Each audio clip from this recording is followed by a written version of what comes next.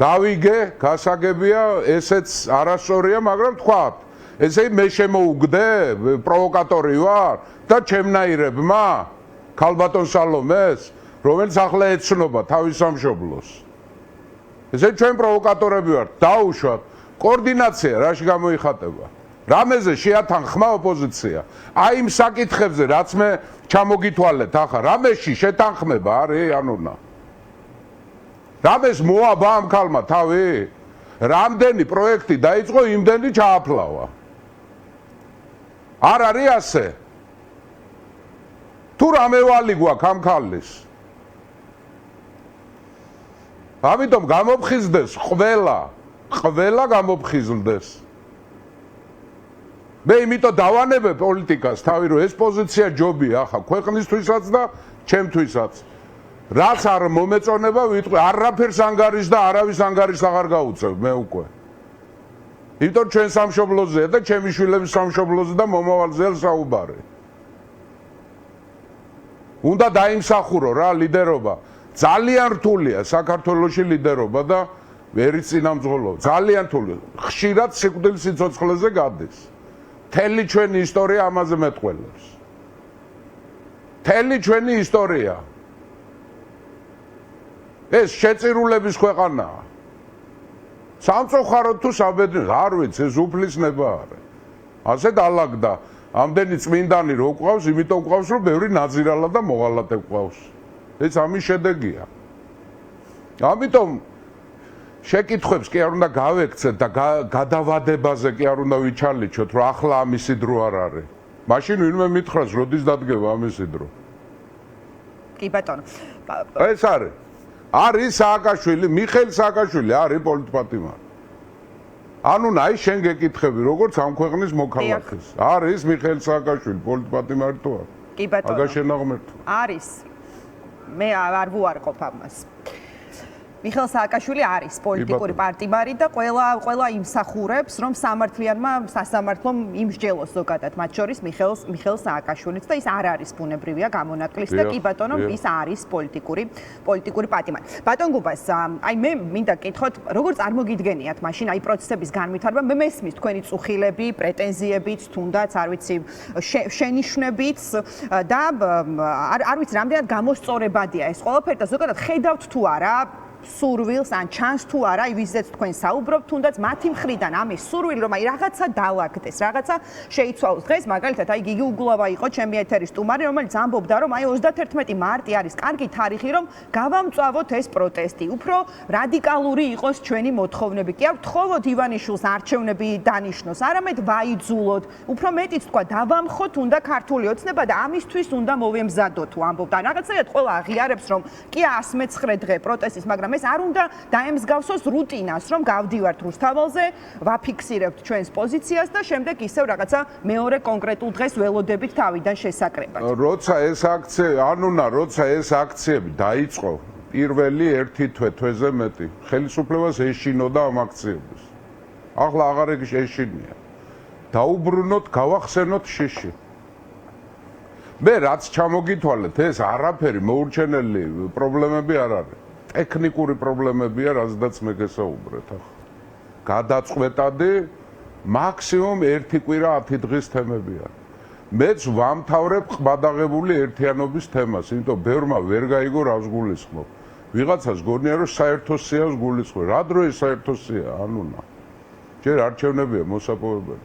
მე ერთიანობას როცა ვამბობ, გულისხმობ პრეზიდენტთან უნდა ყოფილიყო კონსოლიდირება ოპოზიციის და საზოგადოებისთვის მისაღები ადამიანების კონსოლიდაცია, რომლებიც ტექნიკურ საკითხებს გაივლიდნენ, რო ვითხოვთ ამ არჩევნებს, როგორ არჩევნებს ვითხოვთ. რანაირად ვითხოვთ?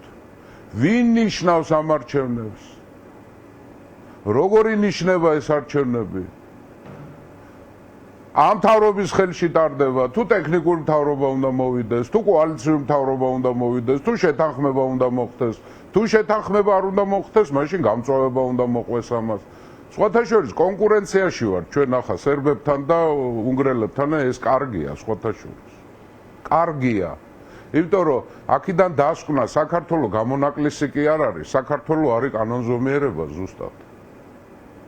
იმიტომ შვაგულ ევროპაში ასეთი პრობლემები ბიზნესნაირები ახლა არ არიან, ახლა იქ მართველები ვინც არიან, მაგრამ ასეთ წყალწაღებულები და უნამუსოები, მაგრამ იქაც ასეთ პრობლემები დადგა, კრიზისია საერთოდ. ლიდერობის კრიზისია, საზოგადოების მიერ წაყრუების კრიზისი არის, ყველაფრის ატანის კრიზისი არის. რაღაცა არ მეგონა, რაღაცა არ ვიცოდი, რომ ცოდნო და ასე არ ვიზამდი. სხვათა შორის ძალიან ბევრი შემთხვევითობების პერიოდი მოდის. რა იქნება? მე ვერ გეტყვით, იმიტომ რომ ეს ახლა უფრო კუდიანობას და გულთმისნობას და მუცლით მეზღაპრეობას ნიშნავს ვიდრე ანალიზს, იმიტომ რომ შემთხვევითობები გაიზრდება, რაღაცა შეიძლება მოხდეს. გარეთ, შიგნით, აბსოლუტურად გაუთვალისწინებელი. ნახეთ ქვეყანაში რა ხდება, დაერიენ ერთმანეთს, უკვე ხოცავენ. ხოცავენ ეს ისენი ეგრეთ წოდებული და დამნაშავეთა სამყარო. ვინ შემოვარდება, ვინ გავარდება? უპატრონოა ქვეყანა, უპატრონო. კონსტიტუცია არ მუშაობს, სასამართლო არ არის, საკანონმდებლო ორგანო არ არის, აღმასრულებელი ხელისუფლება არ არის და ქვეყანას იდეოლოგიურად მართავენ სექტანტები. ტოტალიტარული სექტა. ბიძინა ივანიშვილის მეთაურობით. გაგანია პროპაგანდაა რუსული ქვეყანაში, სადაც ქრისტიანებს გონიათ, რომ ბიძინა იცავს ქრისტიანობას, ეს უღმერთო ადამიანი, ქრისტიანებს მორწმუნე მრევლს გონიათ, რომ ბიძინა იცავს საქართველოს უღმერთოებისგან და ამ დროს კუდიანებით აყავს გამოტენილი სოლოლაკის რეზიდენცია. კუდიანებით. აი ეს არის. ტყუილის და მართალის გარჩევა არ ხდება. მოსახლეობის ერთი ნაწილი არ არჩევს და სურვილიც არ აქვს, რომ გაარჩიოს მართალი და ტყუილი. მოსახლეობის ერთ ნაწილს ურჩევნია ტყუილი მართალს. რაღაცა ის არის.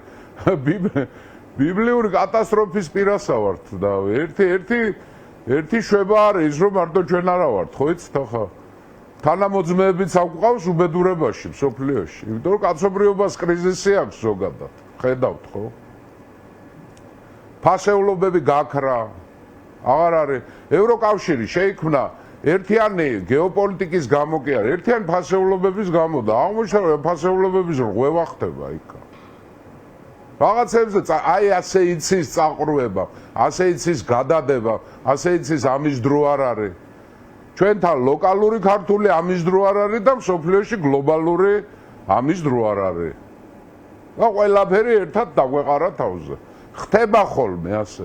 მაგრამ განსხვავება ის არის, რომ ძლიერი ერები გამოდიან ამ კრიზისებიდან, სუსტები იღუპებიან. მე იმედი მაქვს, რომ ჩვენ ძლიერი ერი ვარ, დარწმუნებულიცა ვარ ამაში, იმიტომ რომ ზომაზე მეტად ვიცი, სხვაზე უკეთესად ვიცნობ ამ ხალხს და მის გენეტიკას და მის წინაპრებს და მის ისტორიას, ხო? რამდენადაც ძლიერი ხალხი ვართ, იმდენად სუსტი და უდღეური სახელმწიფო შევქმნით. სირცხვილი ჩვენი.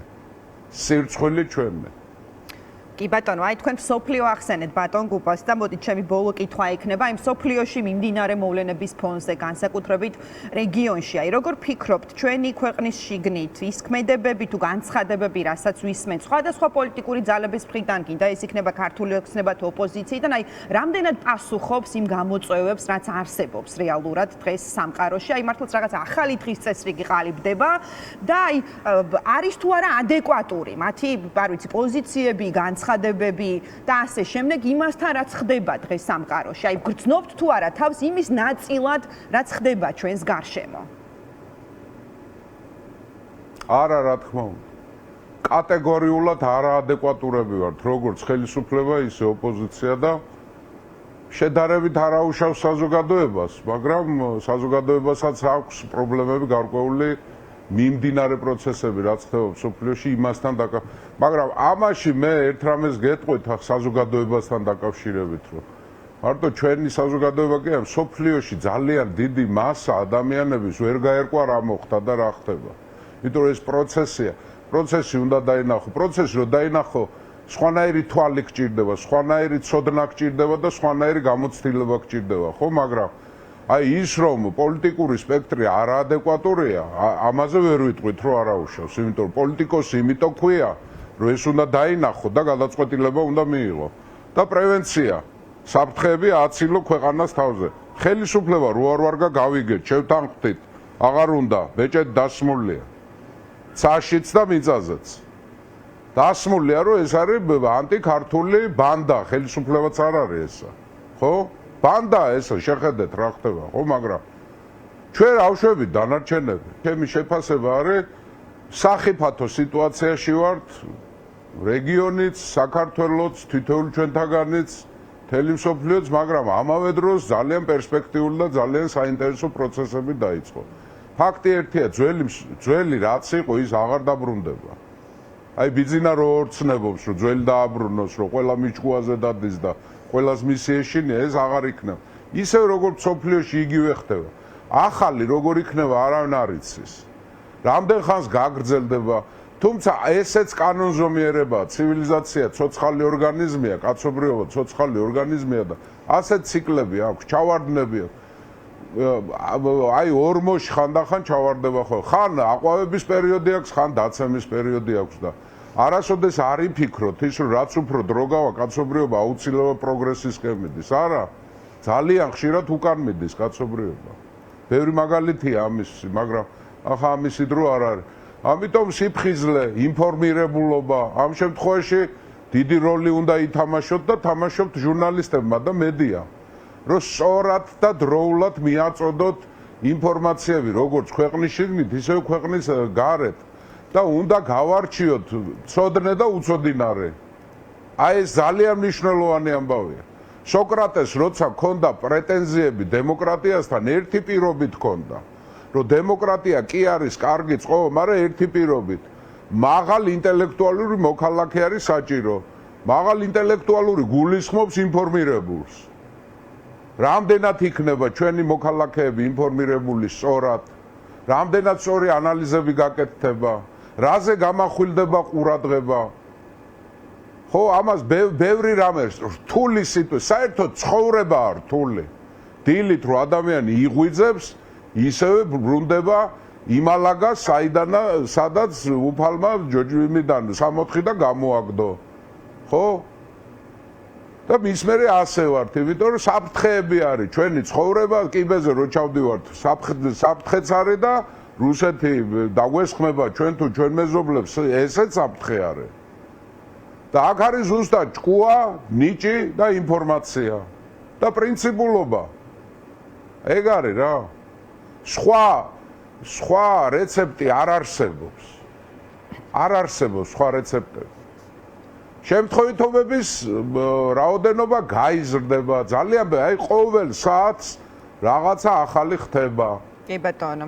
ხო, დღეს გავიგეთ, რომ ამერიკელებმა დაბომბეს ხუსიტების ესენი ბაზები იემენში. ეს რას ნიშნავს? პირდაპირი გაფრთხილება ირანზე და ირიბი გაფრთხილება რუსეთზე.